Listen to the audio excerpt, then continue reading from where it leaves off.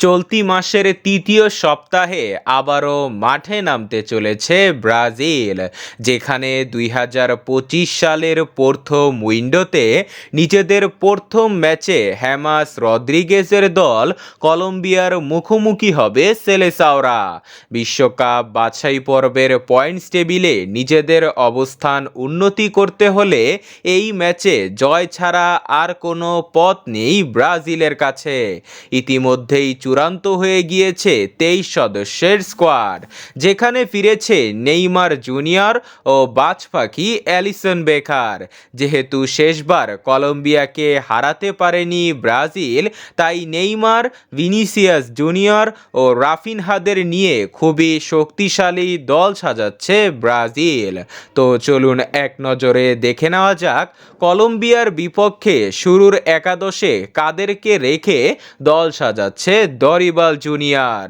কলম্বিয়ার বিপক্ষে ব্রাজিলের গোলবারের দায়িত্বে থাকবেন অ্যালিসন বেকার। দুর্দান্ত ফর্মে আছেন, পিএসজিকে একাই ধ্বংস করে দিয়েছেন অ্যালিসন। ডিফেন্সে রাইট ব্যাকে রয়েছে ভ্যান্ডারসন ও উইসলি, তবে অভিজ্ঞতার দিক দিয়ে ভ্যান্ডারসন স্টার্ট করবে আর তার সাব থাকবে উইসলি। লেফট ব্যাকে রয়েছে গুলহার্মে অ্যারেনা ও ডানিলো। এখানে গুলহার্মে অ্যারেনাকে স্টার্ট করতে দেখা যেতে পারে। সেন্টার ব্যাকের দুই পজিশনে গাব্রিয়াল মেগালেস ও মার্কুইনিয়স থাকবে, এতে কোনো সন্দেহ নেই। বিগত ম্যাচগুলোতে তাদের কম্বিনেশনটা ভালো লেগেছে, তারাই থাকবে।